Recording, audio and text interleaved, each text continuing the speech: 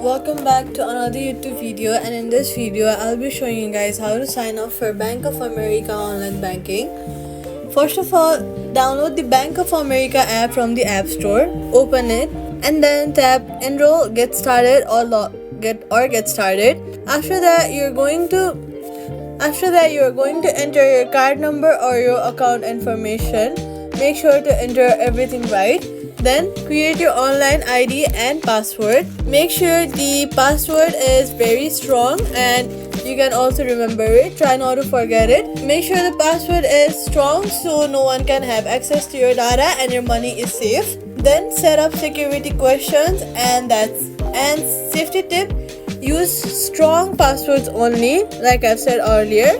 Quick fix: enroll on the bankofamerica.com if the app fails. Open your Safari and then try logging in from there if the app fails. And that's it. Subscribe for more guides.